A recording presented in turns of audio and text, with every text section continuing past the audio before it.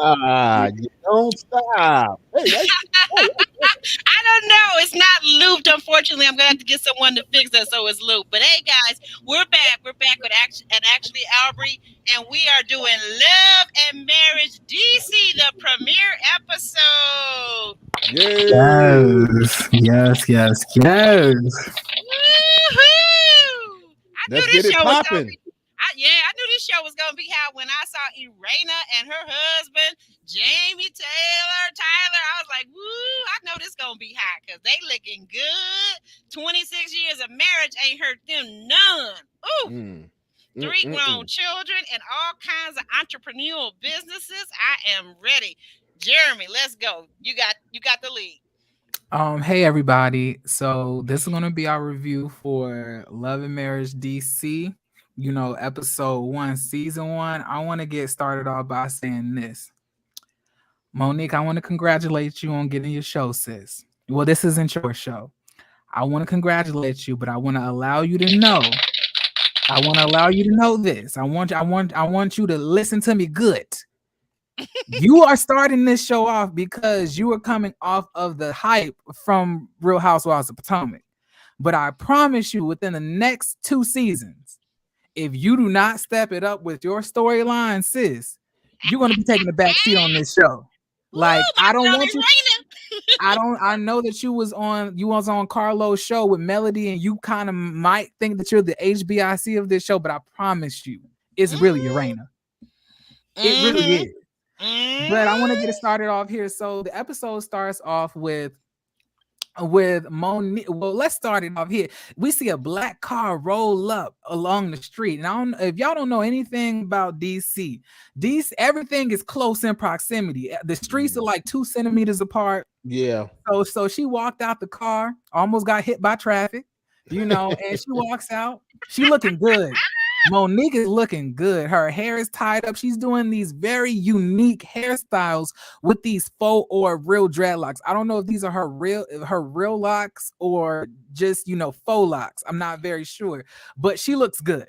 She walks into a store because she's going to be doing an event for her essential oils line. I think it's called Mila V Essentials. And she's also promoting her, Not for Lazy Moms podcast that really nobody listens to, but she's promoting that. And the shade, Jeremy, the shade. and she is inviting the women over to the event. And who are these women? They are Irena Tyler, whose husband is, homicide detective Jamie Tyler, and DJ, well, not DJ Quicksilver, but Ashley Silver, and I just want to start this off by saying this. Now, I don't know where Carlos found these 2 women, but he has struck gold because between Winter, Ashley, Irena, I promise you, Monique, if you do not solidify your storylines, them girls gonna be on your head next season. I promise. Especially Ashley. Ashley can't be trusted, and I love her to death. You cannot trust Ashley. Ashley will be shading you by next season, Monique. She only doing it now because she just wants to make sure that the show is stabilized and that they're going to be coming back in next season. But as soon as next season comes around, you need to be on the defense, Monique. Like think wisely about this. Now comes into the scene is a woman named Winter. Winter allegedly was supposed to be on the show as a full-time couple as well with her husband who was about 60 and he's retired from the NFL, but they got a divorce right before taping started. So now she's a friend of Monique's. She's going to be here to basically talk about how, the essential oils and being a woman and everything else of the sort, how she's moved through her life. I don't necessarily know why she's doing this at the essential oils event. I don't know what the connection between the 2 are, but she is. So I want to ask y'all before we get into what she said, what do you guys think about Monique, her entrance, what she said about her products and everything else? What do y'all think? You know what? And I admit this. I am very new to Monique. I've been catching up on the Real Housewives of Potomac, right? So I'm Mhm. very new to her. I will say this though. I'm curious to see how she's going to carry this out because her storyline's a little dry. It's just a little dry. She was always dry. She was always dry on Real Housewives of Potomac. But you know, whenever there's a dark skinned woman to hate, they're just gonna choose to hate her and just like whoever's the opposite that she's fighting. So Monique got the green light for that, you know, because everybody hates Candace.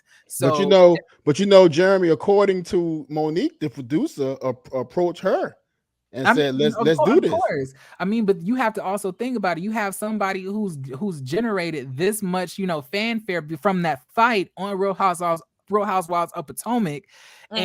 and they still want her on TV, not because she's actually entertaining and she can hold the show on her own, just because they like her because she dragged Candace. I promise you, give it a season or two. I Hmm. mean, just off the first episode, you can already see that she's not really giving like that. But I'm saying, give her a season or two. I guarantee you, the fans are not gonna like her like that because she's no longer gonna have somebody to hide behind. You're just gonna be focused on her. You don't have the dark skinned black woman that everybody dislikes to hide behind. You know, so we get to see Monique in full totality. And Monique, I don't know if this episode was a good look for you, sis. But let's move on. So I find Winter very stimulating, but we'll get I into find that. Winter I find all of them very stimulating. So Monique starts to introduce all of the women, not actuality, but she starts to introduce via her confessional the women to us. She says that, you know, coming to her party is going to be, you know, Arena, who is really popular on TikTok. I didn't even know people they age are on TikTok really doing it like that, you know, Yes. Oh yeah, especially they when I'm doing not. a darn thing. Oh, yeah, Yeah, yeah. yeah, she says that they're very popular on TikTok. That she just absolutely loves Arena. That she loved her so much based on her Instagram and how fierce her photos are. That she slid up in her DMs because she just wants to be around women, you know, who are higher in stature or or on the same level as her. I.e., she's a clout chaser, which we already know about Monique from the last show that she was on. But that's besides the point. Now, the next person who she says that she's going to be inviting is going to be Ashley Silva, who's the husband of DJ Silva. The Now, let me wife, tell the you, wife, not the the wife. husband. I mean the wife of DJ Quicksilver. Now, if you don't know anything about DC, baby, let me tell you something. I'm really shocked that those two are on this show allegedly because it's been a lot of infidelities. It's been a lot of congalinga teas. You know, a lot of a Say lot of what? teas, a Say lot of what? teas happen. It's been a lot of teas happening, you know, in them DC streets, according to what they be saying about her husband. You know, but nonetheless, I guess people want to pop on TV. So if they're gonna put themselves on blast, you know what? I'm happy to talk about it. I But want you, Jeremy, real quick. I want you to check out the question that LMV has on the monitor. Didn't Carlos produce that season with the fight or no of No, Carlo Real Carlos Housewives? had Carlos had nothing. Carlos had nothing to do with Real Housewives of Potomac. He had already been cut off from Bravo from inciting the fight between Phaedra and Candy and Portia. So, Ooh, so ooh. like, so no, he wasn't a part of that. But Oh, okay. so now everybody's coming to the event. We're all really happy to see everybody looking good walking in. The ladies walk in, you see Ashley coming in a beautiful, these women can dress and these women are Yeah, beautiful and they yeah. have personality. These women have personality with a capital T. And Monique, I'm trying to tell you, sis, if you do not step it up, you are going to fade into the background and you're gonna be salty all over again. But the only difference is you can't fight these chicks. These chicks are like they hold razor blades in their wigs. So you can't fight these women like you could fight Candace. So let's talk about it. So the first person, the first Woo! person to walk through was Ashley, and Ashley was wearing this. I don't know if it was gold or yellow. I couldn't really I think tell. it's kind of a yellowish gold. Yeah, it's She looked. very form Go fitting. ahead. No, it's very form fitting, and she looks beautiful. She looks beautiful. She's Yes. very very pretty lady. Very And pretty. Jeremy, you know what she's Ashley says, I'm a person with a big heart, but just don't let the B word come out of me. Please don't. And she crossed her fingers. You know what that tells me, Jeremy? She cannot wait for the opportunity to let the B out. I can't, and I can't wait for it to come out either. I am going to be on the edge of my seat. We're here for the B word to come out, aren't we? I'm trying to tell y'all, I this is probably going to be one of my favorite shows. I love all of the cast. So she comes in, she lets us know that she is married to DJ Quicksilver, who is a world-renowned DJ, and she has her own businesses and things like that. She says for the women, it's okay to spend that money, but also make sure you have your own. And just by her saying that, I can already tell you right now that she's the type of person that doesn't really have much going on outside of her relationship and her children, and she tries to busy herself. Very similar to Monique in the case where they have like these business ventures that aren't really successful, but they don't want to just feel like they're just somebody's wife, so they feel like they need to busy themselves. Meanwhile, the husband is not taking anything that they're doing that seriously, which is why they're not going to take off work so you can play around with, doing pitter patter, whatever you're doing, because we got real money to make. But I respect you trying to at least make it for yourself, Ashley. But I know just off the tops, based on how you just acted, that these businesses that you're talking about don't generate that much money. And you know what? She I guess she's trying to find her niche, but yet she's complaining that her husband works too much.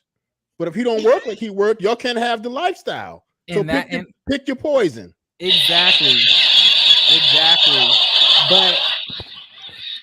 But like, so I was talking about on Tomoka Mima, I was talking about Ashley Silva. So the next person to walk through the room was Irena Tyler. Y'all, she looked good.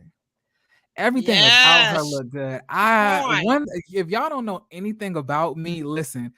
Something about professional Black women who carry themselves with class and dignity and grace and wisdom. I really get enamored, and I just have so much overwhelming respect for those type of women, because like I've always admired strong. I don't want to say strong because I don't want to sound like Paul, but I mean like resilient. Women who have picked themselves up by the bootstraps and really decided to make a way for themselves in this world, because it's hard out here, and then have that grace and style on top of it. And then on top of that, have a strong marriage that's almost my age. My God, so I am, and then she looked good. She looked good. Like with some cheese on the end of it. She looked good. Yes, you may be older, sis. You may have gotten married when I was 1 year old in 1995. But listen, you look good. Yeah. She looks good. So obviously she walks in, and who else is going to shade her besides Miss Ashley? Ashley says, when you gonna give us some relationship advice? Her is saying that, and she says that, I might be able to teach y'all a couple of things, So then Ashley said, I bet you can, because you got married when I was like 10 years old. So of course you can teach me. Right. Then all of a sudden the shade starts early. We don't in DC, we don't wait for the sun to go down to start storing the shade. We do it early in the morning, because that's exactly what it looks like this setting took place in, is in the morning. So everybody's looking good. Everybody's joking. Irena says that she got Ashley, which lets me know that she ain't afraid to handle Ashley if possible. If anybody, although I don't like Kimmy on Love and Marriage Huntsville, and y'all already know that for those who watch my channel, she gives me Kimmy. Like, she's definitely going to be the fan favorite. Well, I'm not going to, because Melody's the fan favorite. She's going to be, I feel like she's going to be the fan favorite, and I feel that she's going to also be the mother one out of this group. Honestly, I feel that, she's definitely going to be pushed in the forefront as the seasons progress, because Mama's not afraid to do what she needs to do to make a scene, and we'll get into that later on. Okay. And how is Ashley going to tell her, a woman been married 26 years? Right. This is how you wake your husband up in the morning. As if she don't know how to do that. Girl, bye. Yeah, please. What's she talking about? It You be know, killing me. it's like, Like, oh my God, then she gonna sit there and twerk like y'all don't know how to do this in the morning to get your man up. And what you mean she don't know? She been married 26 years. You've been in a tumultuous 10-year marriage. mm-hmm. Ooh. What was it? Was it 10 years or was it 14? I'm not sure, but it's not as long as It's not 26. We it's do not know that 26, part. right? Absolutely Yeah. not. Mm-mm. So basically she said, how have you been making your relationship, last as long? How do you keep that spark? Then Ashley decides to say, you need to make it bounce for him and everything else like that. And I'm sorry, y'all. Right. But me being, pansexual and things like that, I just cannot. It's just like when I hear hetero people talk about, their sex life, it just seems terrible. If that if like if you giving your man a good wake up in the morning, is you giving him a gift, then baby, Right. that I would hate that. Look, because that's something to me that you should be doing every day. Something I would not have an issue, with happening every day. So I just it's always interesting to me to hear women talk about their sex life with their husband, because they make things that, like, in my community, that's like almost like just breathe, like the same thing as breathing. They make it seem like it's like a gift. I was like, baby, they wouldn't be able to survive if they had to switch spots.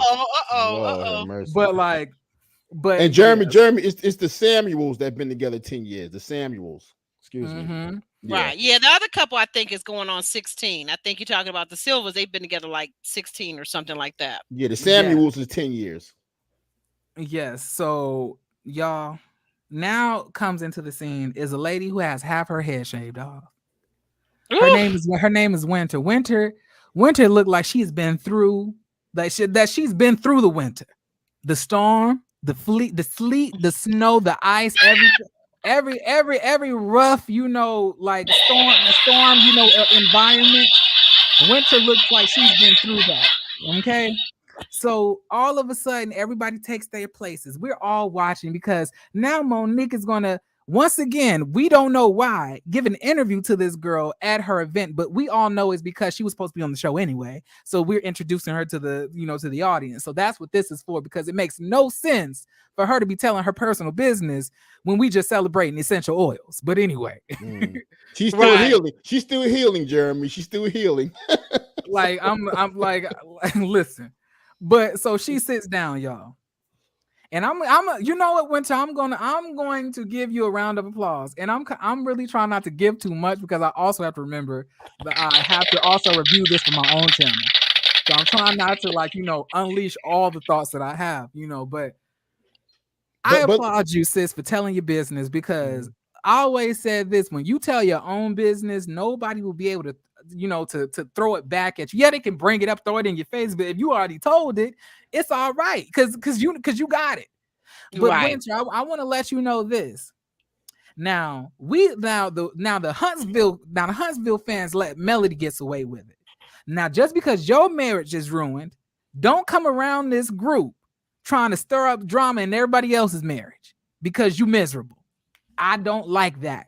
And I'm happy that you are open, and I love your honesty. I love everything that you talked about. She said that she was in a relationship with an NFL player. She was head over heels for him, but after time progressed, 15 years. After 15 years, he decided to have a baby outside the marriage, and he didn't even want to tell her. Somebody else did, and she found out. They ended up getting into it, and he ended up moving out of their marital home into moving in with his parents. Mind you, this man's 60, so God knows how old the parents is. Jeremy, for him to even be bringing that in their household. You know what I'm saying? So Jeremy, obviously, go ahead. Jeremy, make that two babies. Two babies, two babies, and like, shame on you, whoever you are, mister. You because you got this lady shaving off all, and you didn't she didn't just shave it off like the R&B divas did and leave hair on the side just short, and she shaved it off to the scalp. Yeah, ball like Alex. Yeah. They actually Sexy, they probably sexy. had to powder her scalp to avoid the glare hitting the camera back, you know, when they was recording the season. So like you have so we have to really look at the hurt that she has been through. But like she said, she was telling all her business, and not only was I confused, but Ashley was confused. Me and Ashley obviously have a lot in common. And anybody in my friend group would tell you that I would probably be the Ashley of the bunch. I would definitely be the shade caster. But it's all out of love. But you know what, Jeremy? What's up? She said, and she had 2 marriages now. The first marriage was to an NFL player that lasted 15 years. He had 2 babies on her. Okay.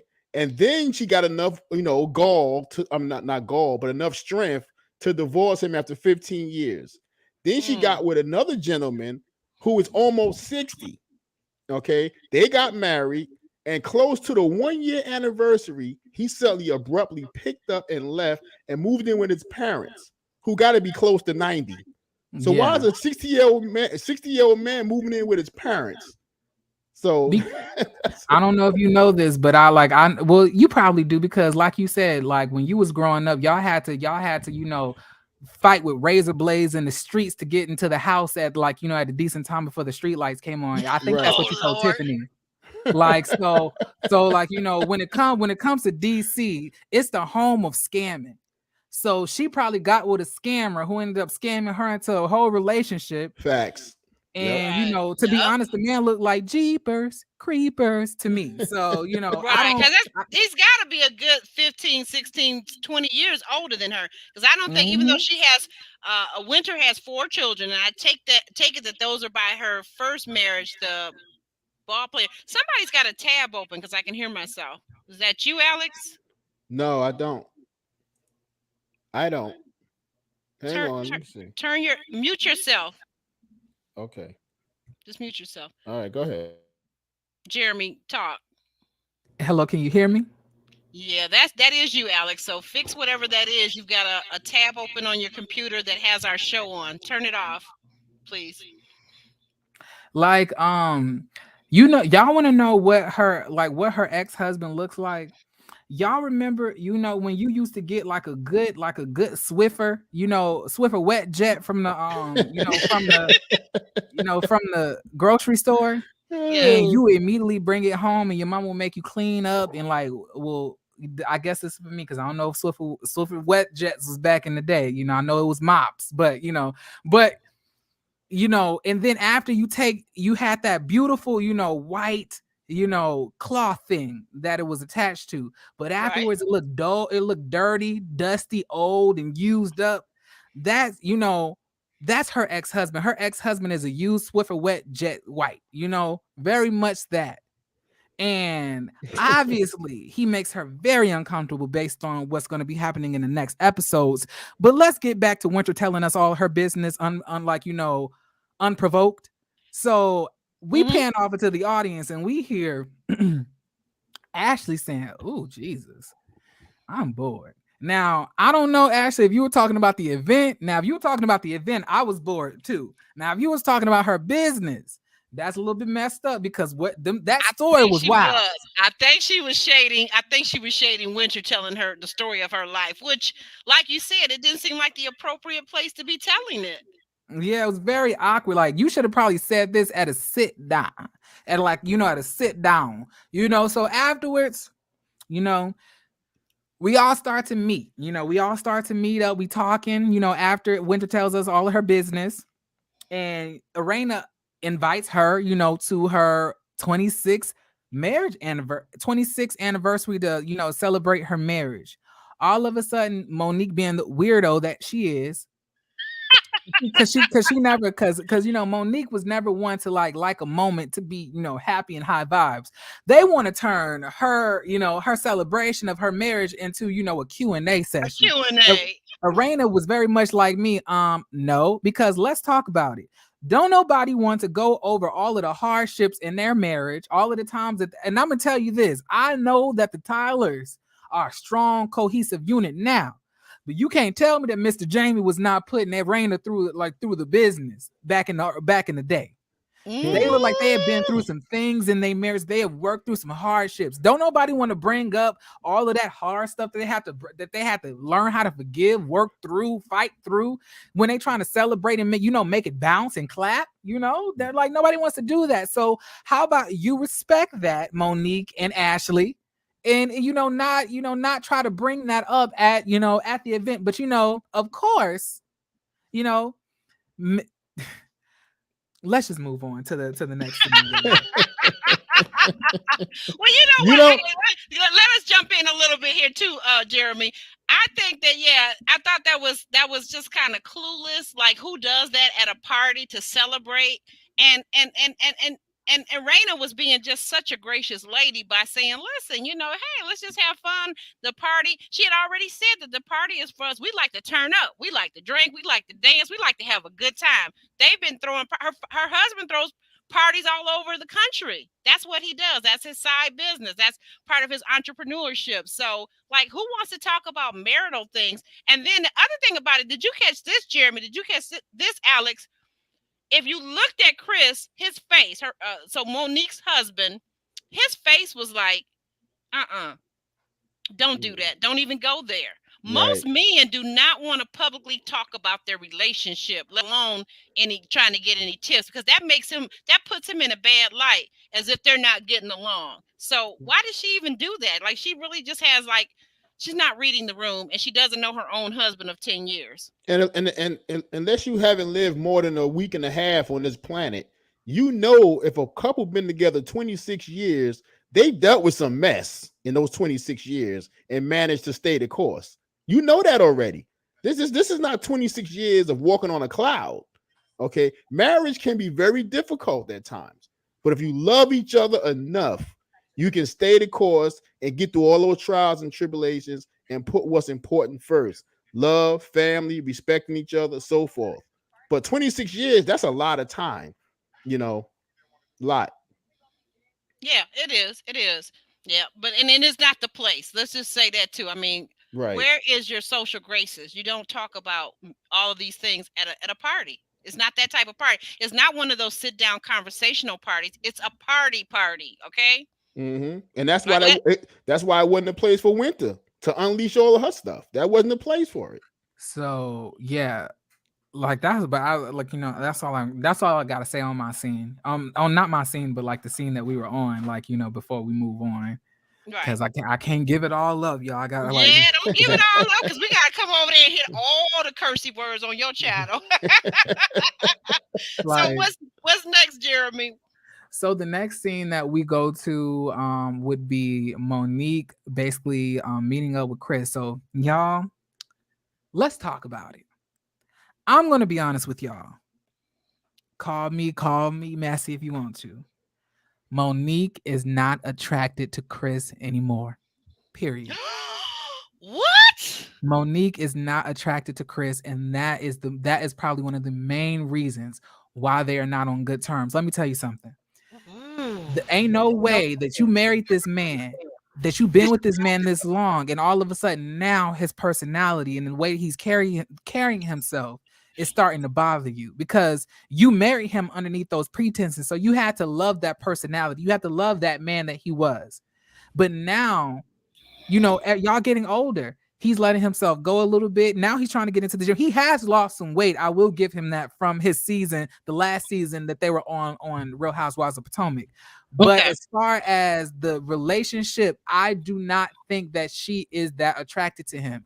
And what she wants from him is for him to step up, at least emotionally, to where she's attracted to him, because before, you had the football build, you had just got out of the NFL, you was big balling, but now you don't have that. You have money, but like your body isn't that attractive anymore, and on top of that, I'm not really liking your personality and this traditional view now that I'm on TV and people know me and I want to be my own woman.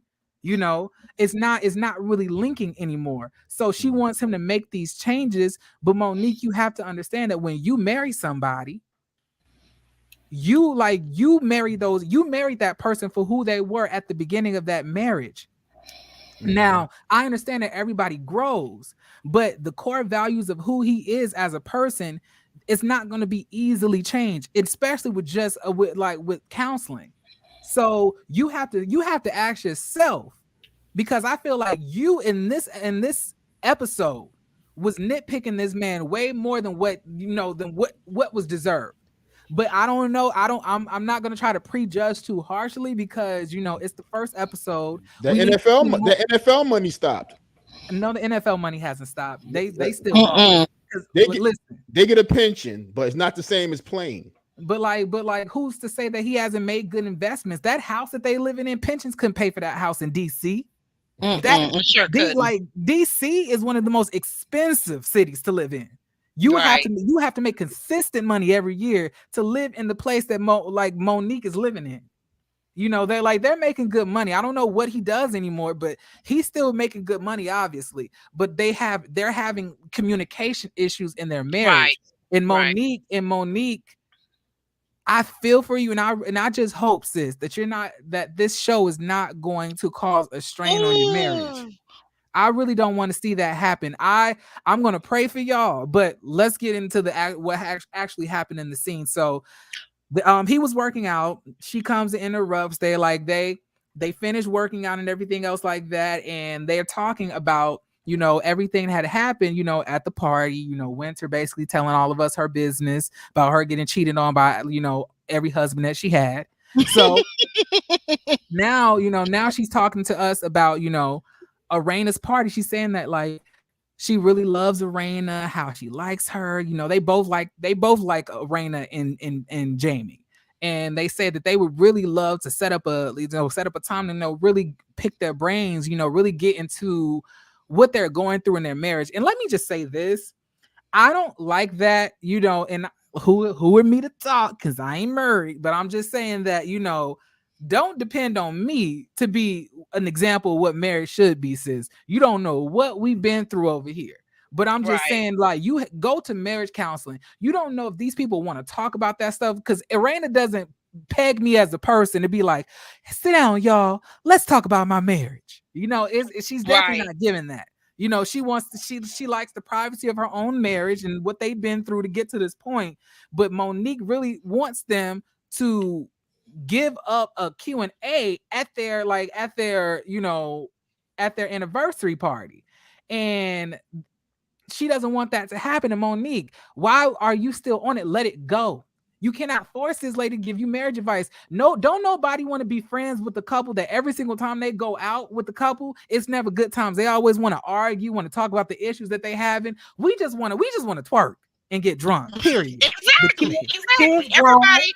Everybody's had a hard week at work. But let me interrupt you for just 1 second. Go ahead. J-Dub has a very good point, and I put it on the screen.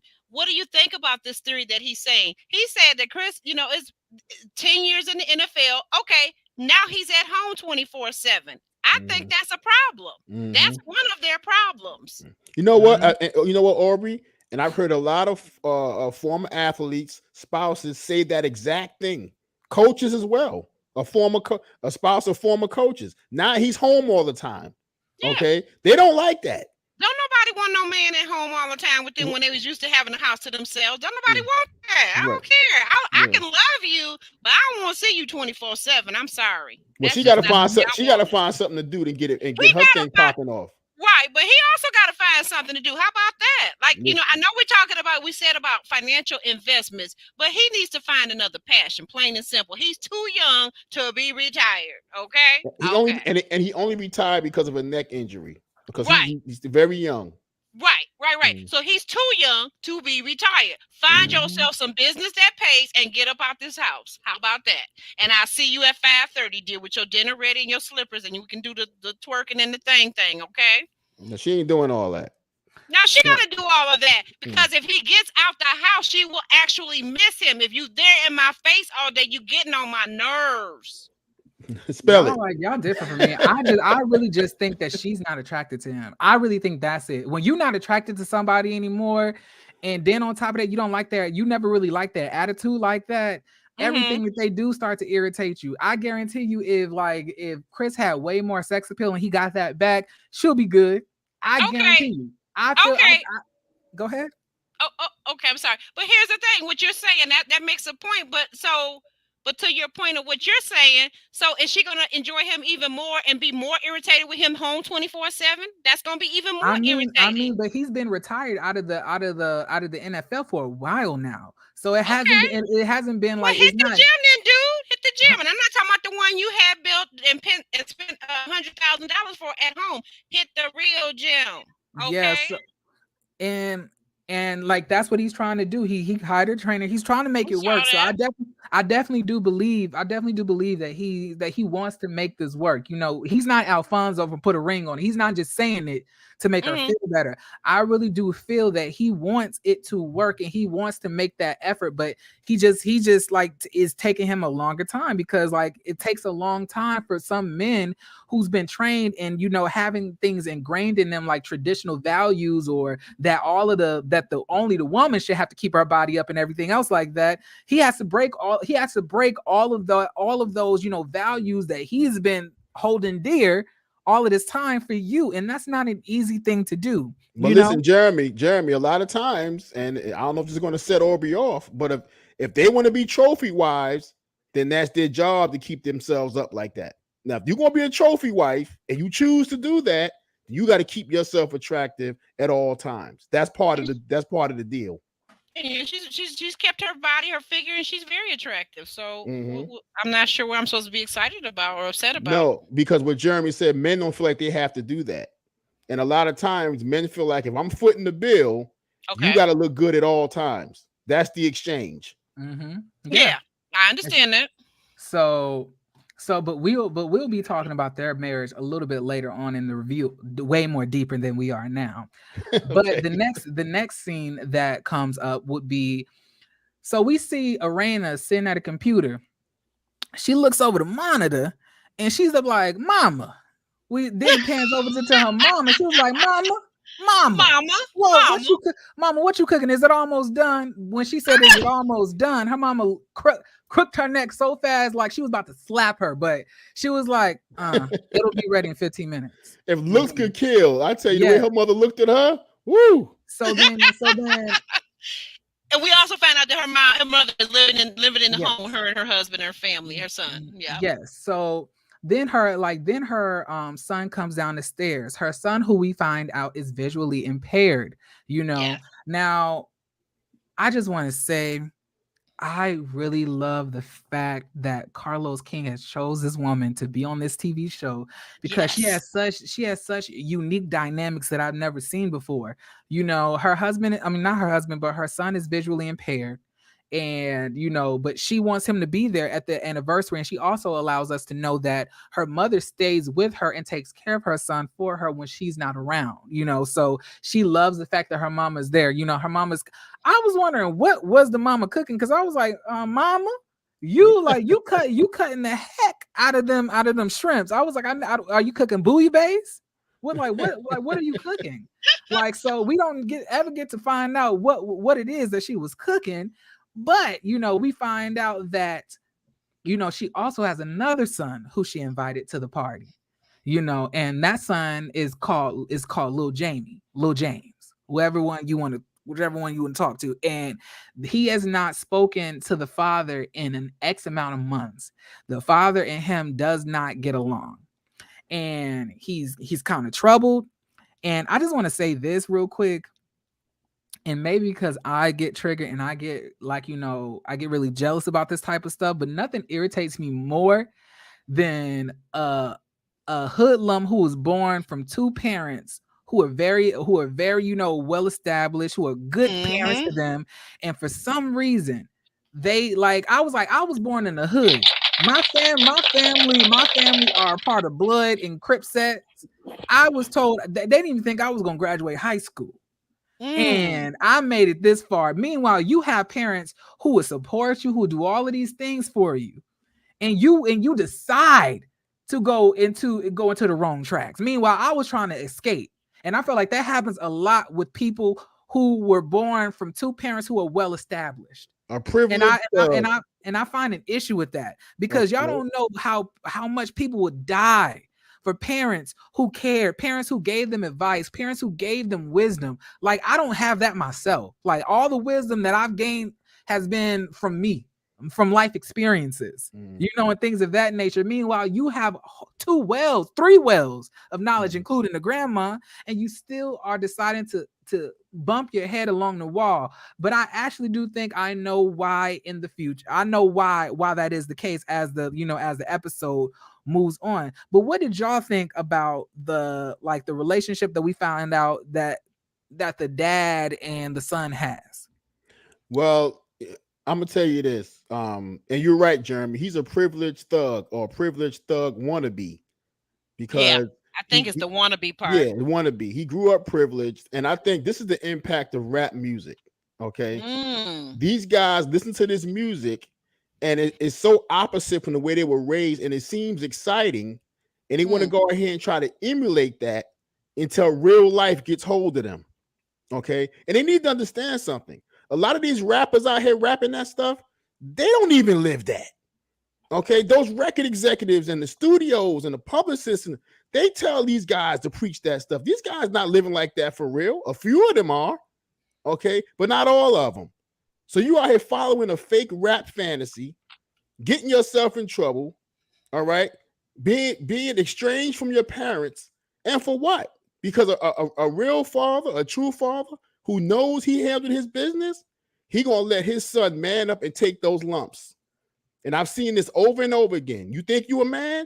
Go out there, man. Even if I have to risk losing my son, God forbid, you got to go out there, man up. Don't come back crying to me.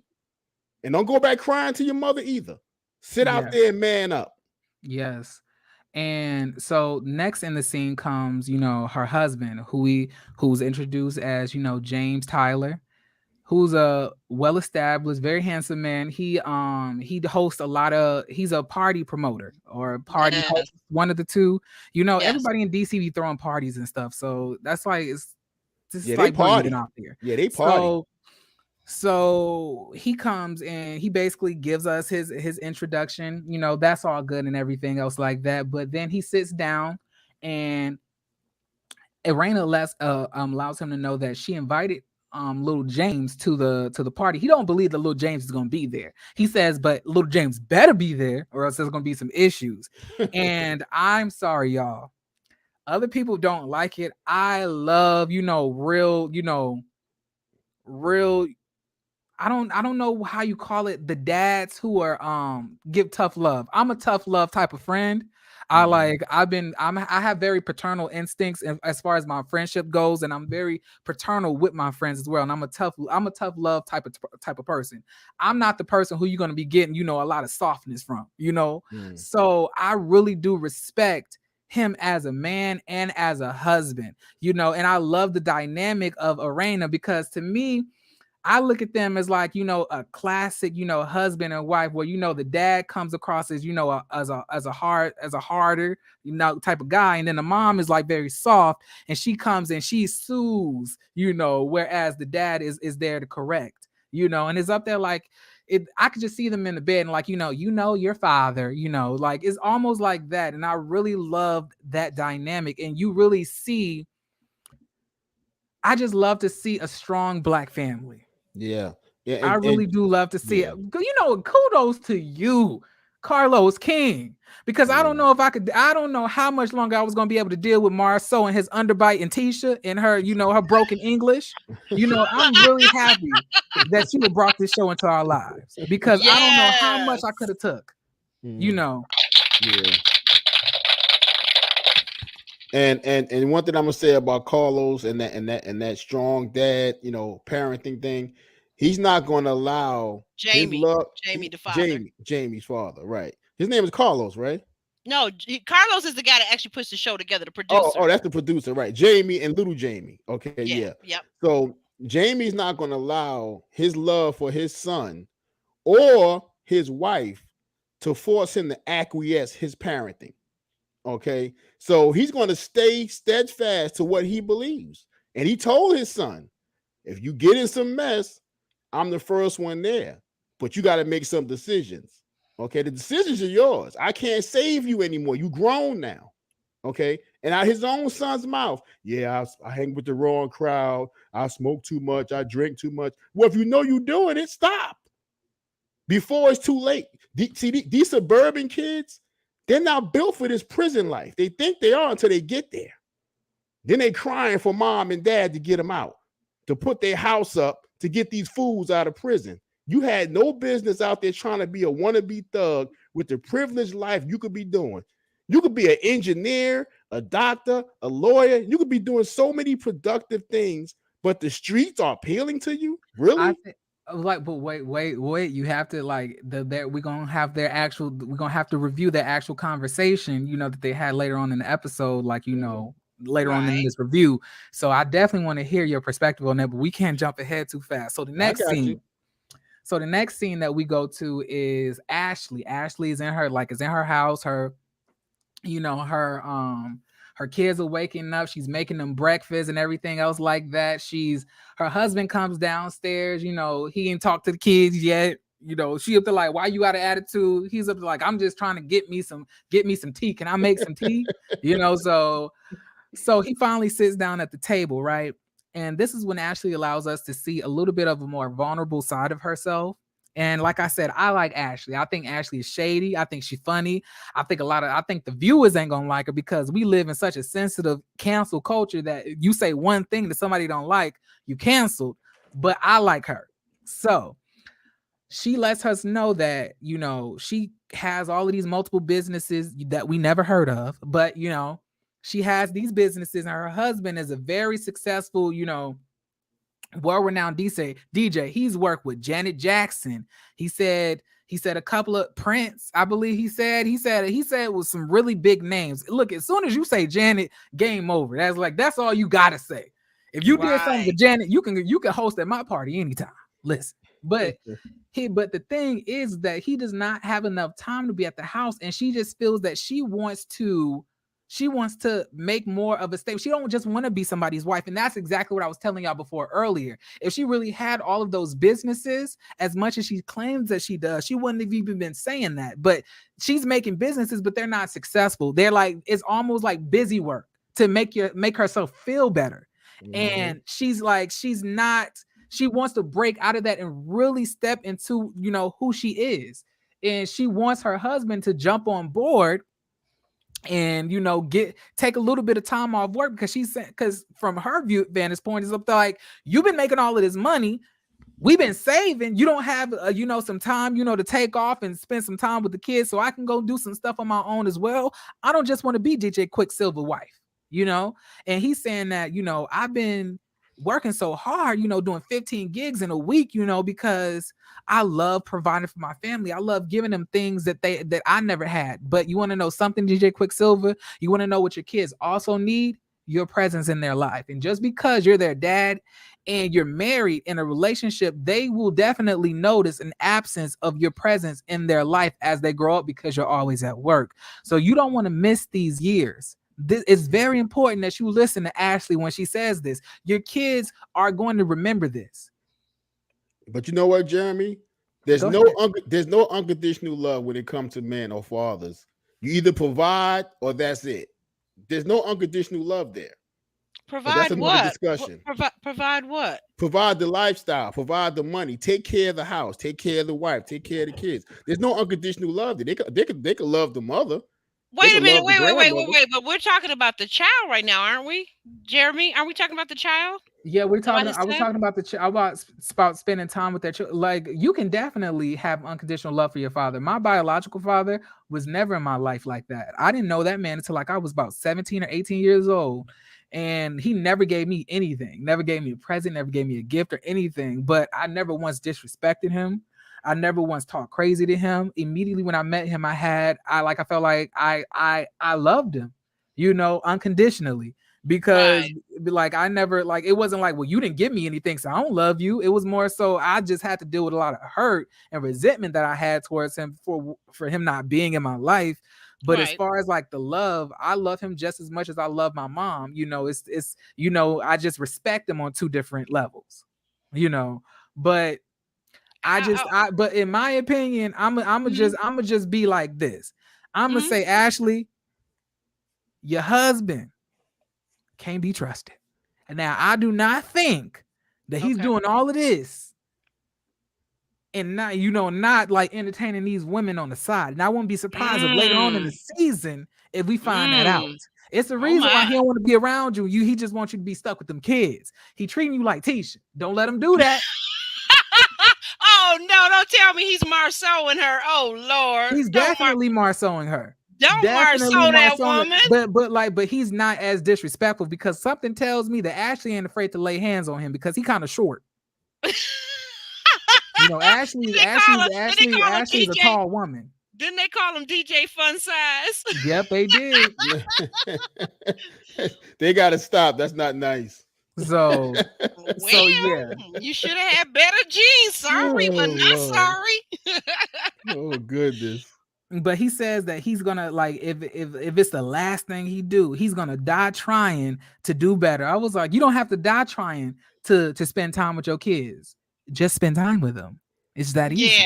Yeah, there has to be a balance. Alex, I want to go back real quick. Just 1 second. I want to go back. Alex, you were saying something, and I think what you were saying, it sounds to me like, and correct me if I'm wrong, you were saying there's no unconditional love for the father. You weren't saying it. You were saying as far as from the wives and like that in society. You weren't talking about from the children's perspective. But see, that's where the miscommunication was, because we were talking about something a little different. We're talking about now the dynamics between the children and the parents. Yeah, the children have unconditional love until they get a lot older. Then they start placing conditions on parents. But as a child, they just want to be near you. They want to stand near you. They'll sit outside the bathroom while you're in the bathroom. That'll be till maybe about 7 or 8 or whatever, 9 or whatever. But after that, they will grow. They will get to middle school, or right before middle school, they'll get those hormones, and they won't be wanting to be up under you like that. They'll want to be with their friends.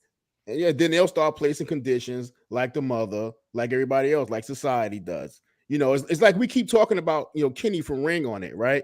Now Ashley said, I want to go out here and do my own thing and spend my own money, but spend his money too. See, she don't go hard at what she needs to do for herself because she got a great backup plan. He gonna do 15 gigs in a day to bring all that money in. So she's never going to succeed in business, but because she's not going to go hard. You don't feel like she's going hard at it. She's not going to go hard because he make enough money. She's comfortable. Well, J-Dub, and I value his opinion quite highly in these YouTube streets. J-Dub says he's not an Ashley fan at all. And guys, if you haven't, you got to go over to J-Dub's channel, just like you got to get over to Jeremy Speaks channel. We got a lot of creative people out here on the YouTube streets. I don't know, J-Dub, because you was a fan of Jasmina for a little bit, and I was looking at you kind of crazy, but That's all right. You know what? We're gonna talk about that Jasmine a little bit later. But go ahead, continue on, Jeremy. So he says I'm gonna do my best and everything else like that. And so it seems for now that the situation is on the up and up for Ashley. So Ashley, I'm gonna be wishing you the best in your future endeavors. I really like this cast. So the next scene that we're at is we see a car pull up. 2 people come out of the car. One is Irena and the other one is her son. And let me tell y'all something. Little Jamie. Jamie is definitely has inherited his father's looks. He looks almost like a spitting image of him, just with hair. He is handsome to the and I don't even like younger men, but ooh. And what did his mother say when they got out the car? First of all, I just want you to pay for nothing. I'm not paying for this. I'm not paying for nothing. That's right. So he ends up calling over, and they're at a used car lot. Mind you, she ain't trying to fake like she balling like that. She said, "You going to a used car lot? Because you ain't got no Beamer, Benz, or Bentley money. So you're gonna get this Honda Accord." And how about this? And actually, it was an Acura, but how about this? And probably don't have them driving skills neither, because I done raised 2 kids, 2 grown children, and some of them don't be driving that good. I ain't gonna say which one. And honestly, DC is a lot like New York. You don't really have to drive anyway, so a lot of people there don't drive. Yeah. But he he said that, you know, he just wanted the car that was going to be closest to what he liked. So, you know, he told the man, the car dealersman, to come over there. The car dealersman comes over. He said, like, what are you pitching me in? You know, I wish I could replicate the DC accent. I cannot do it. That's another thing I loved about this season and about this episode, is that the DC accents was thick. I was like, yes, for that. Like, Miss Arena had a thick accent. I loved it. I was like, it's so DC. It's just I love DC. I wish I could afford to live there, but baby, the way the rent set up, I could never. So I'm gonna be staying in, you know, Northern Virginia until then. But you know, that's beside the point. So he comes over, and the boy asks him, "Is, you know, are you coming? What do you see me in?" And the man points at the car right next to him. I'm like, you gonna ask him that? He gonna point any car out here to you. That's what used car is. He would have pointed you out to a 1998 Toyota Camry if you were standing next to it. You can't ask him that. So at the end of the day, he ends up deciding to get the Acura. But then, you know, the car dealersman gives them that space because at the end of the day, the car dealersman only allowed them to film so he can get more promo for this dealership, of course. Exactly. But she says to him, you know, oh, I was talking to your daddy and I'm scared for you. Mind you, no tears are coming out. She's like, I'm just scared that one day, one day, Jamie, something gonna happen to you because when you young and when you black, something can happen to you when you're doing bad things, and we don't. I just pray for you every single time you leave the house, and that's also started to make me wonder. I was like, does he live with y'all? Because I was like, there's no way he living with y'all and he ain't speak to daddy in 5 months. I was like, no, look, I don't care how mad you are, you ain't gonna be in my house ignoring me. No, you ain't gonna be in my house. You're not gonna be in my house. No, that's what you're not gonna do. Right. So I don't know necessarily if he lives with them. He don't live with them. Or she's just saying that whenever he comes over and he leaves their place and goes out into wherever he lives in his own life, that she's scared of what's gonna happen to him when he leaves the presence of her home. You know, so I didn't know if that was the case, but I'm gonna just let you know this. Arena, I love you. I really do. But it came across a very disingenuous. I was not buying none of it. What you were saying. Now, I do believe everything that you said as far as you want your son to be okay, but the crying, sis, you might want to sign up for some DC acting classes, because the way that you was trying to force some tears, maybe we just had some real strong mascara that was just absorbing those, like, you know, the tears. But it just wasn't happening. It just wasn't happening for me. The son was looking confused. I was looking confused. Everybody was looking confused when you got emotional. The son was looking very confused, Miss Aubrey. I wish you you need to look at the scene. I thought he looked. Well, you know what? I thought, honest to goodness, I saw him being concerned for his mother. That's what I saw. But maybe he was trying to figure out, like, he was like, "Mama, what? Mama, what's happening, Mama?" But he says that he's gonna do better. He said he's gonna do better. So that was good. He don't want to see her crying. He know he messing up. He know he messing up. Yeah, and another thing about it is that he looks remorseful about it. It doesn't look like he's just somebody that doesn't care. It really does look like he really got himself into the wrong crowd. And I really cannot wait until we get to the conversation that he had with his dad, because I really want to take a more deeper dive into it and tell y'all what I think the issue is and why he does the things that he does. And it's going to be really interesting to get Alex's view on it, because you know, he's a dad and he has children that are older as well. You know, I ain't got no kids, so I can't tell you from the vantage point of a parent, but I can tell y'all from a person who wanted a father's love as well. So so now, y'all, now we are at the event, y'all. So everybody looking good, you know. Monique, you look good. You just Yes. look, you're looking good, Monique. Period. Some about these dreads on you. I don't know who spun them together, but they spun them with the mighty hands of Jesus, because the way that you are styling these dreads, you look good. It's just the outfit's the outfitting for me. Y'all and I wish I could say the same for Chris, but Chris, you in these church Sunday suits. Now I know that you big and I know that you tall, but you gotta find something better than what you be wearing. It really gives me, I sell insurance out the back of my car in the way that you dress. I don't like it. I don't like it. He trying to impress nobody. Do you think is that he needs to update his style because he's kind of got that zoot suit type of thing going on? Is that what that is? Maybe is it? It's giving, you know, suits made by Shaquille O'Neal. You know, it's giving very, very much that. It looks like the suits that he used to wear. Very just big, baggy. I just hated it. Ew. Yuck. Would you like it?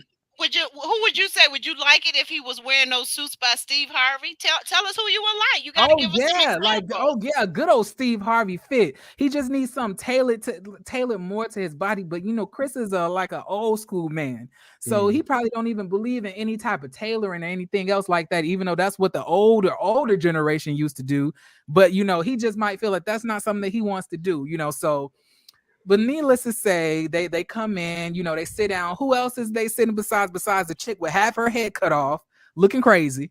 You know, Winter is there. Winter, she's still beautiful though. You got to give it to her. She's still beautiful.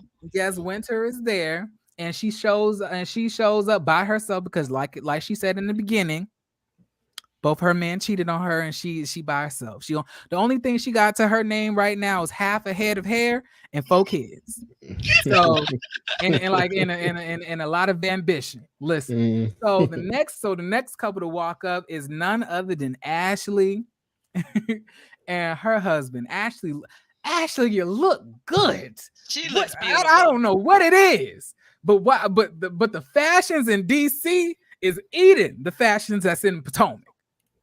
Y'all look good.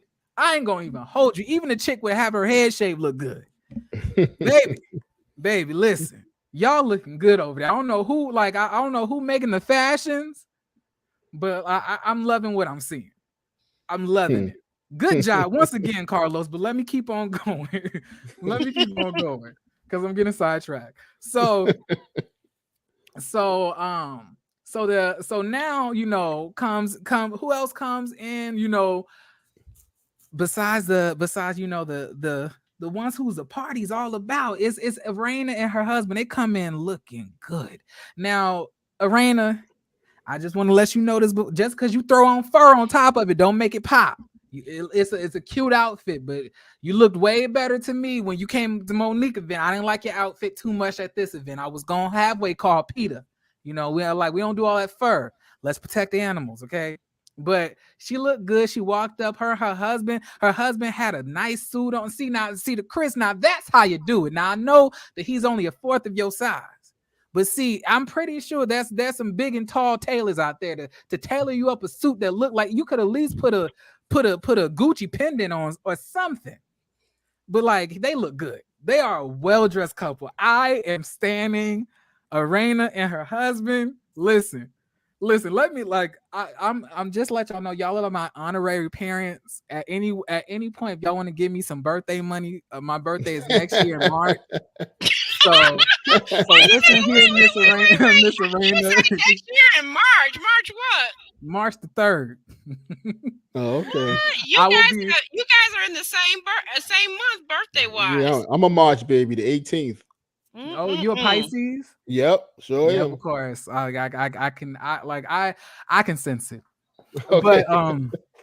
But yeah, so they looking good. They hugging everybody. They walk in. They they're the son who is visually impaired. He looked handsome too in what he wore. You know, very happy to see that they make sure, even though their son can't see, that he still is boo-booing on all of the people that can see. We stand for those type of parents, period. Listen, so they sit down in the booth, y'all, and I am so mad at you, Miss Aubrey, because I am trying to conceal myself in this review, because I really have to review this by myself. And this cannot be my only. If I give too much, All I right, no. shorten it up, baby. Shorten it up. I'm Shorten it trying, but I up. really love this episode. So listen, y'all. Listen. So they sit down, right? Everybody's like, "Oh my God, Erin, you look so beautiful, girl. You looking good. You looking good." Then, just like I told y'all, Monique and all her trifling and weirdo behavior. It's same thing with Ashley. I feel like Ashley was just being, you know, a background singer for Monique. She was letting Monique take all the brunt, but you know, Monique started to ask all of these questions, and Arena was way better than I could have been, because I would have been like, ma'am, one more question and you can exit. Okay. One more question. You and your Chun Li dread buns can exit. So, so at the end of the day, but she was real cute about it. She was real cute about it, y'all. She was like, it's okay, y'all, but I'm not answering any questions. But anyway, like, it's okay. I'm not bothered. But, you know, in my head, I'm like, you should have said it straight right then and there. Like, because you already told her twice, 3 times that you didn't want no Q&A. And Right. she did it anyway. But because Arena is classy based, she handled it with grace. I would have told Monique and her dreads and her oversized husband to leave, but that's just me. He's not oversized. but listen, y'all. So then, out of all the anticipation, little Jamie comes. Little Jamie looking good. Little Jamie, you look good. Ooh, all of y'all look good. I say he looks good. Ooh. What's that? Now listen. He better not play with his father. I know DC is a good place to live because I've been there plenty of times, and I've spent many a weekends and a few days out there. But listen, they look good on this. They look good on this show, y'all. It's just the melanin. It's the outfits. It's the upper echelon of it all. You know. Yes. You know, upper echelon. You know, it's giving me way more than Love and Marriage, and I love Love and Marriage Huntsville, but it's giving me way more. It's like Martell is literally styling everybody on this show, because y'all know Martell is the only one, in my opinion, who got style on the franchise for Huntsville. You know, his suits may be tight, but they be looking good. You know, y'all knew it took Melody a couple of seasons after the divorce to get her wigs together, her outfits together. You know, now she looking good too. But before that, you know, it was really only Martell giving the fashions, and that's what he always said. He was like, y'all know I always like to give y'all the fashions. I really love everybody on this show, y'all. So. His dad, he asked his dad, can they talk? And I was really surprised by that, y'all. I did not expect him to approach his dad. I thought he was going to just say hi and walk away, you know. But he said hi. Yeah. Mm-hmm. Jeremy's putting a lot on DC, but I'm from DC. I know you from DC, J-Dub. I know you from DC. You said it. I know I'm close. You know, I've been in the DMV area, you know, now for going on 8 years. So I feel like I'm a little honorary member or whatnot, you know. So it is what it is. But he takes his dad, you know, to the side, and he says, you know, I want to apologize, Dad, you know, for doing the things that I've done. You know, I don't want to go at it with you like that. And I don't want us to, like, you know, be at odds. Like, you know, I want my father in my life and everything else like that. And I loved his transparency, his humility, you know, while talking to his dad. That lets you know that he ain't a stranger getting punched in the chest a few times. You know, he was keeping it real respectful in front of his dad, you know, very, very, very much respectful, you know, because he mad, he'll give you the silent treatment, but he ain't gonna say anything like slick to the daddy because he don't want them hands. So I'm telling me the dad had to lay hands on him maybe once or twice to you know, get him to wake up and let him know that he's not the one to play with. But I just want to say this, you know, the dad says, you know, I'm going to always be on you. The son says, but I just want y'all to treat me like, you know, as an adult. Y'all always, you know, treating me as a child. He's saying, you know, that's because we love you. And also, little Jamie, is because you act like a child. If you acting like a child and you ain't handling your responsibilities, you out here acting like a little hoodlum, we're going to treat you like a hoodlum. We're going to treat you like a child. So you can't be mad that they're treating you how you're acting. If you didn't always need them to post bail for you, when you fighting felonies and misdemeanors, then they wouldn't have to treat you like a child. See, when That's you're on right. your own and That's you're right. doing your own thing, you don't have to depend on your parents, and they can trust you to carry yourself like they've raised you to. They wouldn't have to do that to you. But another thing that I found interesting is that Jamie, although I know that he loves his son, he does not display a lot of affection and warmth. And that is something that can really stunt your child's development as far as who they become, because nothing feels better than having a person who you look up to, who you love the most, telling you that they love you and that they're proud of you. And Right. when the person cannot get that, they'll go through all different types of actions to try to not only get your attention, but to get some type of reaction from you, because Mm-hmm. they want to see you like get out of that character that you always are, so. Maybe it's not a character. People are who they are. But I'm saying, like, I'm not talking about character as in he's portraying somebody. I mean, get him out of Right. character as in his personality. He wants his Make him dad come off his to square. to Make him to come off. open. He wants his dad to open up and be more vulnerable, way more softer with him. The dad say he's gonna try to, but I promise you, Jamie, Mr. Jamie's, Tyler, whatever your first name is, Mm-hmm, I Jamie. promise you, if you give him way more vulnerability, way more transparency about what you've been through and all of those type of things, and just love on him really hard. Not saying that you're not doing that now, but I'm just talking about more from an affectionate, softer place. That will really reach him, to me, way more than you just being hard on him constantly. Because obviously it ain't working. Obviously, see, it ain't working. So maybe we want to try to remix it a little bit. Yeah, you could be hard on him, but like remix it and give him a little bit of a little bit of softness every now and again. Let him know that you love him, because just because you feel it doesn't mean that it doesn't need to be said. There's no I know blue. a lot of There's no blueprint. I know it's not no All blueprint. all these kids are different. We just reviewing. Ain't no need to get triggered. No.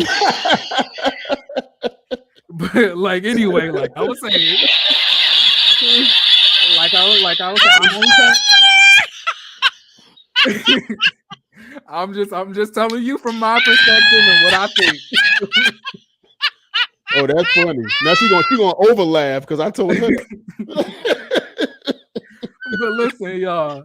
But anyway, like I'm saying, Mr. James, I really do think that you are a stand-up father, and it's obvious that you want your son to succeed in all the things. You set a precedence for him to follow and everything else of the sort. But I feel like giving him a little bit more sensitivity, a little bit more vulnerability, and just opening up about what you've been through can really to me reach more of the inner core than what you're reaching now. Like, for example, is some kids who you can't be sensitive with, who you can't give that affection to.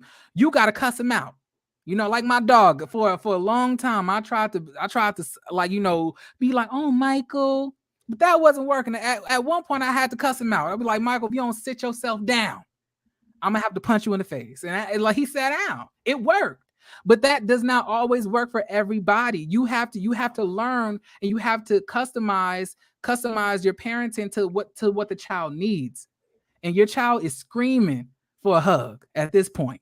That's it. That's it. And when he hugs you, Jeremy, and another thing, let's refrain from calling our sons brother. He's not your brother. did If he he's say not your that? homie. I didn't hear him say. I didn't hear Jamie call his son brother. Did he say Yes, that he to his did. son? Yes, he did. Oh my God. He was like, I love you, brother. He's not your brother. That's your son. That's what I'm I love saying. I love Jamie Tyler. I love Irena Tyler. I plan to have them on the show. We want them on the show so desperately. But I have to say this. Well, as I'm watching that, I felt like Jamie fathers a lot like my father fathered me. And that is that he's very stoic, he's very old school, and he's giving his son what his father gave him. But as you saying, you are really hitting the nail on the head. It's not always about how you were parented. Sometimes we have to stop and think and get out our own way, because how we were parented and because it worked for us does not mean that it's going to work for our children. They're from a Right. totally different generation, and they and people do need to hear the "I love yous," and sons do need the hugs. They really Yeah. do. They don't Yeah, need them all the time. They just need not them yeah. sometimes. Yeah, You know, sometimes. like Right. No, yeah. not So coddling them at all. But go ahead. Go ahead. but like just big kudos for you, Mr. Jamie, because I really did think that you were gonna come over there and just completely tear him down. I really did think that, but you were way more patient, way more level-headed, and way more open. You know, but one thing, if you don't want him to smoke weed, let's not invite him to go downstairs and get a drink. Like okay, like maybe he needs to lay off all types of libations. You know, All like types of so substances that are all the substances, the libations, like maybe he just needs to lay off for Mm-hmm. that for now. Maybe he just needs to, Interesting point. yeah. So, but like, I love the conversation that y'all had. I stand y'all as a couple, as a family, and I think that he's honestly probably my favorite person on the show. I love to see engaged parents and dads specifically because mine wasn't in my life like that. And I can only imagine having a dad, who would really support you, be stern with you, and really push you to be the better you that you could be. I love it. I love everything about it. What did you think, Mr. Alex? Yes, Mr. Alex. Well, let me say this. My youngest son, we were very, very close when he was a kid. Countless movies, taking him to football games, teaching him how to box, piggyback rides, bedtime stories. I did all that with my son, hugs and kisses and all that kind of stuff. But as they get older and they become grown and they get out here and the world starts to shape them and they're responsible for their own decisions, okay, they can go left. That has nothing to do with how you hugged and kissed them and taught them or nothing else. They go out here and make their own decisions. It's just like if a set of parents have 4 children, one becomes a doctor, one becomes an accountant, one becomes a lawyer, and one becomes a serial killer. Do you blame the parents for not giving him enough hugs and kisses? They grew up in the same house. They ate the same food, slept in the same beds. Because one went left, you're going to say they didn't hug and kiss him enough? We are responsible for our own decisions once we get grown. As much stuff as I did for my son, when he got to be a grown man, I almost had to lay him down. Period. This is what fathers do. This what makes, and you couldn't do that with my father. He gonna make a man out of you one way or another. Mm-hmm. So I'm not saying coddle him or none of that kind of stuff. I'm not saying they don't need hugs and kisses and emotions, because men do become detached from their emotions and makes it difficult to deal with them later in life. There has to be a balance. But to be a man in this world is very, very tough, particularly a black man. Mm-hmm. Okay, you have to raise us different, because if I don't dig in your ass deep, you're gonna have to deal with the police. You're gonna have to deal with the judges. You got to deal with the politicians. You got to deal with all this stuff that's out here that are against these black men, and you got to be strong in it. You can't be a weakling. Okay, so when I say raising these children, they all have different personalities. You can't raise them all the same. Okay? Understandable. So, but like, and that's what I was saying earlier. I was saying that every child is different. Some children may need different things, but I'm saying that obviously, if you've been so only hard on him and that hasn't worked, maybe you should try to do something else. But we don't know that, Jeremy. That's the thing we don't know. We don't know if his father hugged and kissed him when he was little. I mean, from what he said, he was up there like, it would feel really good to hear that sometimes, that you love me. And he said, I'm going to try to work on it.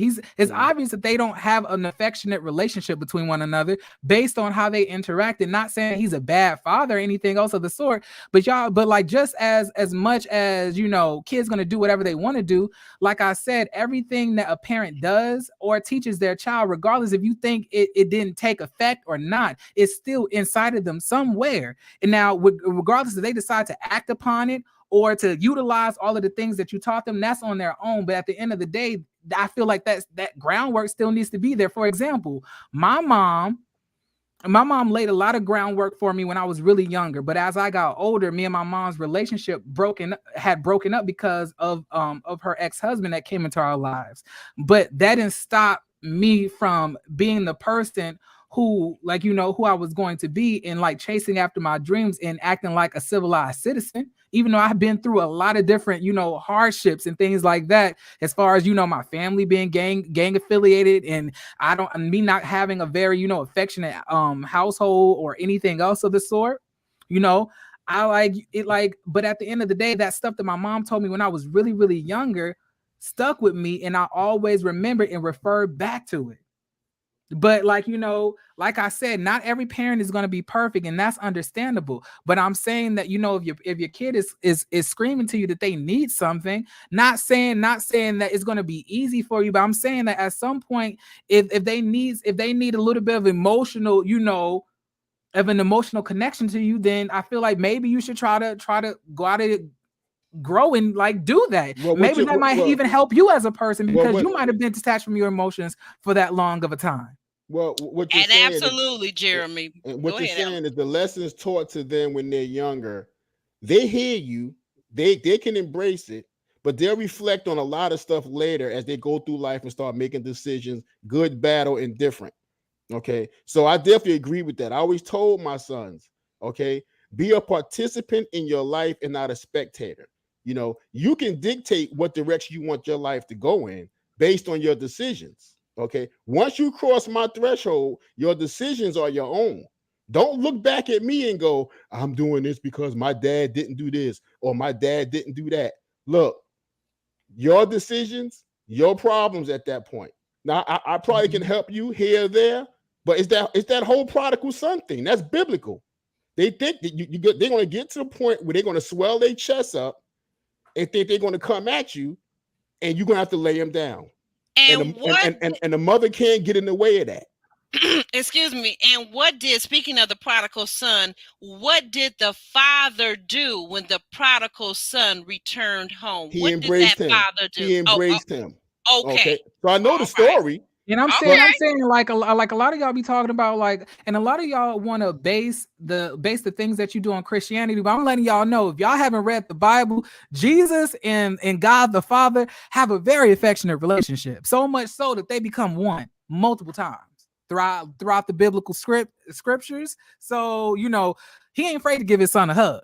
Whereas a lot of other fathers be acting like that, like they sons got COVID. So yeah, I'm not afraid to give my son a hug, and I'm not afraid to cave his chest in either. I don't think you are, Alex. I'll cave his chest in and then hug and kiss him the next day. That's who I am. That's who you are, but how is that helping him? How is that helping him? And by the way, we are talking about the show. I just explained that. Okay. So when I was growing up, I had different type of male figures in my life that always instilled to me what a man should be, even if they were not that themselves. Like my uncle was very gang affiliated at one point. Now he's saved, saved, sanctified, and he be cooking for the homeless people nowadays. But they do that, Jeremy. Back then, he was very much so rough, and he had a son, and he was married at the time, to my auntie Kimmy, and they raised their children well. Their children all turned out different ways. Although they gave them the same amount of love, maybe customized the parenting according to what the child may have needed. I know that he was very also rough with his son, a lot of black men who's also named after him as well. And was not afraid to punch him in the chest. And like my older cousin, which is his son, he's ran into issues as he's grown up, getting into trouble and things like that. I'm not saying that that's an issue, but I'm just saying that I feel that a lot of times when people come from 2-parent households and they have a very strong dad that offers, and it's a son, and I'm talking about, and the dad does not offer them affection, they grow up and they sometimes embark on wrong paths. They may not stay on those paths for long, but they go down those paths and they have those issues with the parents. Like with me, I didn't have no affection either growing up. I was not, I didn't grow up in a lovey-dovey household. Like I said, I had an abusive stepfather. My mom was like, not mentally there a lot of times and things of that nature. Kind of checked out type of thing. Yeah, and I turned out differently than my cousin did. Like I said, but at the end of the day, I spoke to my cousin multiple times, just one-on-one, just to pick his brain about certain things. And he lets me know that he always thinks about the things that his dad taught him. Always thinks about it. It's just like, he wants to figure the world out on his own. But I'm saying that what you do definitely does stick with him. Now, just the same way as we can get taught anything. It depends. Like, as we grow up, we have our own decisions to make, and nobody's blaming the decisions that a grown man is making on their parents. Right. All I'm saying is that, like, a little affection won't hurt. Still discipline. I ain't saying that like punch him in the chest if need be. I ain't never had to get my chest caved in, but punch him in the chest if need be. But if he disrespects his mother in front of the father or the father, yeah, he deserves, as a man, he deserves to have his chest caved in. Absolutely. Exactly. Can I say something? Can I say something real quick? Go ahead. I grew up in the city, Brooklyn, in all the hood areas. My mother, my aunts, none of them were very affectionate because we were poor, and they were so worried about survival. They weren't very huggy kissy. So I didn't grow up in a very emotional environment. Okay, we grew up with a lot of screaming, yelling, dysfunction, fighting. That's what we grew up in as kids. Okay, when I became older and had my own family, I made a decision, and my father was not there either. So in all this chaos, it was mostly women. My father was not there. Right. Okay, so when I got older and had my own family, I made a concerted effort and a decision that I was going to hug and kiss my kids and be on a regular basis, show them a lot of affection, because I didn't get it. So just because I didn't get it, I still had to make a decision at some point in my life to give it, even though I didn't have it. Again, we go back to decisions. And to this day, my children with me, and they're grown, 31, 25, 30, my youngest daughter's 11, very affectionate with me because I gave it to them. My father, to the day he died, was never affectionate. Okay, and the only time my mom was, my last point, the only time my mother was affectionate when we were kids is when she was stone drunk. And then she would hug and kiss us with that bad liquor and cigarette breath. I'm sorry, Mom. I'm sorry, Mom. I know what you're talking about. Trust me. I'm telling you, that's the only time. You ain't the only one that's been raised. You ain't the only one that's been raised a blade fighting since they came out of the womb. I came from a tough environment as well. But I'm saying, at what point you didn't feel ever that you just wanted just a little bit of affection from your dad? I never felt that way. I wanted it from my mother. You didn't ever, but you never wanted a hug or just a little bit of affection from your dad. Or from your dad. No, because I didn't know what I was missing. He was never there. I didn't know what that would be like. Honestly, but now as you're older and you've had your own children, do you sometimes wish that your dad would have given you that? I wish he was just there more. I wish we could have done stuff together to bond as father and son, whether that was hugs or whatever. But I wish he was there so we could bond more when I was a child. I feel like the answer is yes, but you just don't want to say it. But I understand that part. That part, he's working through some things. I said bonding. That don't necessarily mean hugs. He's clearly triggered. He's clearly triggered by what we're talking about with this episode. But what I love the most, we all get to healthy together. What I love the most about this show is that it takes like all of the shows that we watched. I've never seen, Alex have an emotional reaction to anything that we talked about, but like this show has really got him interested. He's really opening up, talking about his past. He only do that when women are around or when he interviewing the fine ladies from Ready to Love. But outside of that, he don't never say anything about his upbringing. Some old habits die hard for the old players. But you should have saw me last night, Jeremy, acting a fool with it for Ace. Listen, I'm gonna definitely go watch the playback, but replay game, because that's a good interview. If I do say so myself, that's a good one. But y'all, we have to move on because we really going over the time. Now Okay. y'all see because this is really the energy that my interviews be giving. Not my interviews, but my reviews be giving. That's how I be Reviews, running yeah. over time. Cause like Right. you could easily get on the tangent.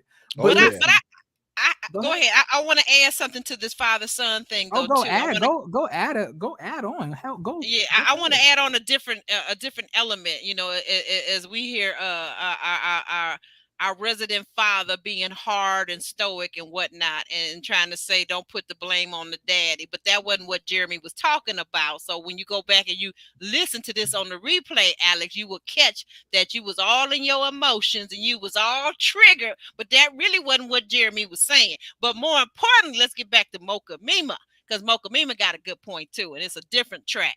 You guys have to remember that the Tylers also have a disabled son. They have 3 children, right? Okay. And having a disabled child drains the resources of the family. Children become resentful. The other children, meaning little Jamie, no matter how much love you give them. And that makes perfect sense. Yeah, So that little definitely Jamie does. grew up in the house with a visually disabled his brother. Okay, and those parents had to navigate how to get him help, how to teach him how to do braille reading and everything. So that took a lot of time and a lot of energy and a lot of emotion, and you bet you that child was missing some hugs and some love Right. at the end of the day growing up. Absolutely. So how about Alex? Yeah, that makes sense to me. All right. Mocha Mima, I'm not trying to put you out there. Like Mocha Mima's in her 60s, so she has grandkids and everything. So she definitely All talks from a right. place of experience. You Okay, know, okay. I Oh, stand Mocha Mima. Like Mocha a Mima is one of the best wise commenters on woman. YouTube. All right, all right. Hey, J Dub, they giving your spot away as number Well, one now Jay, like commentator. J Dubs is always gonna be first because like I think I'm a close second, and then like Mocha Mima's definitely tying me for second as well. You know, like she be making me cry. I don't Miss Aubrey, I have a live that I did. It was the big it's my graduation live. And I think I'm gonna just post some clips from that. She Okay. literally had me crying out of laughter. I never laughed that hard on YouTube before. Who, Mocha? Miss Mocha did? Yes. Get Yes, she out did. of Like she here. had me in tears. I And promise you. and But and, Get and out Mocha of here. Mocha Mima saying, "Excuse me, Jeremy, I'm 57." I'm sorry. That's I'm right. sorry, Get it Miss. I'm right. sorry. Get it Okay. right. Get Get it it right, right. youngin. Get it Woo! right, youngin. Get it right. Get it right. Get it Don't right. Get don't it don't right. pull Get it don't right. pull y'all belt Stay out on right. me. Stay Listen. right. Stay right. Okay, but the final and last scene, y'all, of the episode is the interaction between Monique and her husband. Who child? It's tragic. It's tragic, it's cringy, and I don't Monique, I don't like it. I don't like it, Monique. I don't like seeing you and your marriage on TV. It's giving you should have stayed in the background. You know, it's okay to do your oohs and ahs. You don't have to be the lead singer, sis. It's okay. But listen, her and her husband sit down. They go over everything that happened at the party. You know, had a good time, whoopty whoopty woo, blase, blase, blah. But then, Monique starts to nitpick at this man. And I've noticed something about Chris. I've noticed something about Chris, y'all. Chris is one of those people, one of those husbands. He tries to be mature as possible and be the man, but sometimes he taps into his inner Otis and he gets petty along with her, you know. And then it's a back and forth between the two. So she was saying that, so what did you think about what we talked about in counseling? He says that, I really love counseling. I'm really growing, and I'm really getting to where I need to be. She whispers, she was like 10 years, but God, I guess you're doing it. And he says, be patient with me. It's worth the wait. She looks at him like, what are you talking about? It's worth the wait 10 years. So at what, I actually kind of understood. When I first watched it, I was on Chris's side. I was like, yeah, it's worth the wait. I was like, you living in this mansion, ain't you? I was like, you affording to put all of them gems, rubies, and seashells in your dreads. I was like, obviously it has to be worth it, Monique. I was like, so what's not worth it about it? But then I had to think about it from her perspective. She obviously has been wanting something from him that he has not been giving her for 10 years straight. And she's been waiting for him to give it to her. And I think at this point, she's like, so you want me to wait another 10 years? I'm giving you the best years of my life. And you telling me that it's worth the wait. If you really cared, you would make that change. It shouldn't take 10 years. Like, so I get what she was saying, but Monique, you also have to understand that you married this man knowing that he was this way. You cannot expect somebody to just change their core values on the drop of a dime. Now, I can understand if it was just something like a little pet peeve that you didn't like, but you're asking him to change things about the way that he believes. And another thing, Monique, now, his mama don't like you like that. You know that. So you talking about his mama's marriage and talking about him and his mama and his daddy be acting like friends. At that age, when you're in your 90s and 80s, ain't nothing jumping downstairs like that for the most part. So all you have left is friendship. For what it seemed like. Lord have mercy. What do you want his 89-year-old mama to do? Get back shots? Like I don't understand what you like. What was that supposed to be? Like she 89. Like what do you expect this woman to do besides be friends? My great grandmama and my great granddaddy was also they slept in different bedrooms. Yeah. Like after a certain point. I know a lot of older couples that do that. Exactly. So Monique, I'm gonna need you to hush. Because you remember his mama said that you talk too much. That was always an issue. That's what Giselle said too. Yes, I saw that. She definitely talks too much, especially talking to a man. Like, okay, right. Some of them should be thoughts in your damn head. So listen, Monique. Now I can definitely understand what you're talking about as far as like you've been asking for things from your husband that he's not giving you, and that can be very frustrating. But I want you to know, sis, if you lose that man, you're gonna regret it. He's a good guy. He ain't cheated on you. And let's not act like he cannot cheat on you. Just because he may not be, Odell Beckham, don't mean, all you have to do is have $100 bill in your pocket and shades will come following you around. At the end of the day, it's not hard to find another woman to replace you, but it's going to be hard to find another man and put you in a mansion when you ain't got no job. There you go. I know that's right. Say that again. Right. Especially if you're looking for a black man to do it. Say it again. That is. Calm down, Mr. Triggered over there. So, y'all, that is the end of the review. Okay, let me not. It ain't my job to end it. No, you the lead, Jeremy. Do your thing. But I'm saying, y'all, it's been an hour and 37 minutes. Does anybody have anything else left to say before we end this? No, sir. Just our updates, just our refresher notes for the rest of the week, which I don't know now because it's a lot going on. Guys. Okay. But I'm gonna tell you this. Thank you for hanging in there. Go ahead. Yeah, go ahead. Thanks for hanging in there. But we're gonna have another very big RTL interview coming up probably next week. Yes. And we're not saying who it is. No, we're not saying who it is. But it's somebody y'all gonna want to talk to. Y'all gonna want to be in the chat for this one. So make sure that you are subscribed. Like this video. I hope it's not Joy in her forehead, because I would hate to have to drag her in the comments. I hope it's not her. We gonna block you out for that one, okay? We gonna block you out. You cannot be moderate and be biased. We don't. I'm not gonna be, but actually, I would love to ask her some. I will be extremely respectful. Y'all know I can code. Y'all know I can code switch. I can code switch. This is how I sound. But I have a hard time with you sometimes, Jerry, because you was cutting up. Whose interview was that? Aisha. You were cutting up. You were just cutting up. Yeah. I had to speak to you. I had to come off the porch. Right.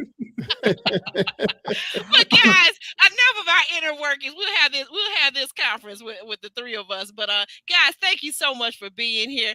Give yourselves a round of applause. Period. And another thing, y'all. Yes, one more thing, y'all. Please like, share, subscribe to the video. I promise you, if you don't like this video and you've been watching this whole time, you're gonna get bacterial vaginosis. And then the monostat no gonna clear it up. See, the clear up is when you press the like button. And another thing, Jeremy. please go over to Jeremy Speaks on YouTube. Yes. And please like, share, subscribe, watch my videos. I promise y'all, I'm about to give y'all some really fire reviews to make up for my week absence. And I cannot wait to review this show that we just was talking about, like by myself, because I really have a lot more to say. I almost let a lot slip out, this. And he's gonna have all the words over there on his channel. Y'all gotta subscribe to Jeremy Speaks. He's gonna have all the words, all the cursey words, and we're gonna have all the fun over there on his channel. Okay, guys. Okay, that's how we do it. Okay. Yes. But listen, tell us, can you give us an idea? I know you're just getting back into town and getting yourself settled in. Can you give us a little hint of an idea when you're going to be doing Love and Marriage DC? I'm gonna be doing that review first thing tomorrow, in the evening, probably around 8 p.m. I'm gonna be doing that review at 8. Then on Thursday, then on Wednesday, I'm gonna be reviewing Love and Marriage Huntsville, and I might do a double live and also review Real Housewives of Atlanta. But you're gonna have to do a double live. You're gonna have to catch up, Jeremy. You're gonna have to catch up. I know, and then on Thursday, if I don't do Real Housewives on Wednesday, I'm gonna do it on Thursday. So regardless, Tuesday, Wednesday, Thursday, just be on the lookout. But I really am gonna be talking about DC tomorrow, and I cannot wait, y'all, because I really love this show. Y'all saw how to change from put a ring on it to this. Put a ring on to be draining the heck out of me. Yeah, you see, he was moving all slow and sluggish like a sloth. He came on to do Love and Marriage, and he was like, "Wow, energy!" He was wide open. He was wide open. I was like, and how many ways y'all want me to tell Shay that she's an idiot? I can only say it in a couple of ways. I don't know how else to say the same thing. It's no progression in the show. So, but this show, listen, and I promise y'all, if y'all missed that DC interview, y'all, not interview, but that review, y'all missing out. I'm gonna eat it up. I can't wait. And you said that's gonna be tomorrow. You said that's gonna be tomorrow at 8, Jeremy. Yes, tomorrow at 8, and I ain't got no school holding me back, so I can give y'all all my focus. And I know Monique and Ellen and we're gonna be over there moderating. You all come on over there and follow us. And yes, I can't wait. And please Cash App. Aubrey likes coffee, right, Aubrey? Tell them what kind of coffee you like. I do. I love that cherry Michigan flavor that they make here in Myers, here in Michigan. I love it. It's gourmet. So, guys, $5, $10, whatever you got in your pocket, anything, $2.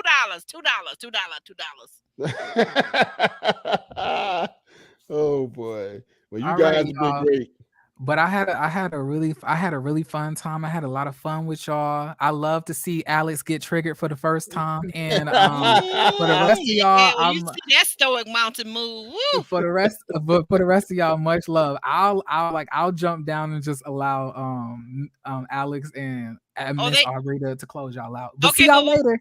Wait. Before you jump down, real quick, we got one on the screen. Mocha Mima wants to know, are you going to be reviewing Love Match Atlanta? Tell us, Jeremy. Tell us now before you go. I haven't even seen that show. I'm going to have to see the first episode to give you an answer. Okay, you know it's on Bravo, so check it out and then let your fan base know, okay? I'm going to drop you down, okay? Okay. See y'all later. All right, Jeremy. See you later. Bye. All right. Guys, and that's the end of that. That's the end of that. I'm going to get a couple more comments in. Shay is a fool. Oh, my goodness. Allegedly. Put a ring on it, drains everybody. Woo! James got good, baby! Yeah! Tell him, baby. Tell him. Thumbs up. Thumbs up. That's my mentor right there. Thumbs up. Thumbs up. Thumbs up. Okay. Ooh, that's right, the Miss Creative. I like that bougie coffee. Thumbs up, Miss Creative. Oh, for real, yeah. You got me on IG. Actually, Aubrey, hit me up on IG. I will definitely send you some. It is so delicious. I'm telling you. And the house, the aroma when you're making it, oh my gosh, it smells so great. It smells so great. I hope you have a regular old-fashioned coffee pot, okay? That's all I can say. But guys, We want to thank you for joining us. We want to thank our new subscribers. We want to thank our tried and true, the old school ones from back in the day, back last November, way back when. We're getting ready to cross that threshold of 1,000. So keep on subscribing. We're almost there. Come on, guys. We can make it. We can do this together. Like this video. Like this video. And guys, anything you want to say, Alex, before we say out? Yeah, to your words, my sister Sabrina Hassan, she has a great quote, and she says, "If you want to go fast, you go alone. But if you want to go far, you go together." And that's what we're doing. We're going together with everyone in the chat, all of our subscribers. We're going together because no one can do anything alone. And that's why I love these collabs. Okay, you see me over here. I don't mind collabing with various people. I don't mind going on their channel. They can come on my channel. We're going to be doing very soon a collaborative both ways with the Let the Lady Speak. Sonia at Let the Lady Speak. Subscribe to her channel. You guys saw J-Dub in the chat. Definitely subscribe. I'm trying to go back here. I don't know if I'm going to be able to catch it. Way back here, we had the links. You can pull them up if you're doing the replay. My eyes are not as good as they once were. Oh, where is it? Okay, it's not scrolling back far enough. But guys, subscribe to all the content creators here, all the people here today that I can see, and I know there's a couple of people in them bushes. I see y'all in them bushes, but that's okay. That is all right. Do what you do, but definitely pick up James Gype for growth. Definitely pick up it's J-Dub. And who else do we have here? This content creator. Raise your hand. I'm trying to see. I thought it was somebody else in here. I just see it's J-Dub. I see James Gype. I don't know who else is here, but if you're here, say something right now so I can pick you up. But definitely some great content creators in here. And of course, let the lady speak. Let the lady speak. Okay, she grabbed that. Thank you. Okay, we got, yep. Let the lady speak, right? James Gype for growth, definitely. And by the way, it's something I want to talk to you guys about because definitely something I'm thinking about adding to my channel would be doing some growth videos. Okay, and those of you who are content creators know exactly what I'm talking about, and those of you who aren't, don't worry about it. It's for us content creators. But guys, thank you so much for being here. Robo, thank you for the encouragement, and thank you for the coffee you sent me. Thank you so much. Definitely get at me on IG. Give me your post office box or whatever you want to send me. I will definitely send it out to you. Okay, not a problem. Not a problem, guys. Oh, here we go. Here's J-Dub. Thank you, Monique. You're the best. Ellen, you're the best. Oh, and I definitely want to thank our wonderful moderators. You've got Ellen V, who's always on top of things. That's Ellen there. And Monique again has dropped some links for us. Guys, follow me at IG. I know. I'm still getting the details for this Cash App giveaway that we will be doing to celebrate the hundreds and hundreds of people that have subscribed to the channels, and the couple of hundred more that we need. We're almost there. Come on, guys, keep subscribing. But you've got to be subscribed to get that Cash App money. You've got to. That's going to be one of the rules, and you'll have to follow me on IG. So go ahead and do it now so that you already got that part done, and then you'll have to comment on a video, but that's coming soon. Okay, guys? Love you. We're out.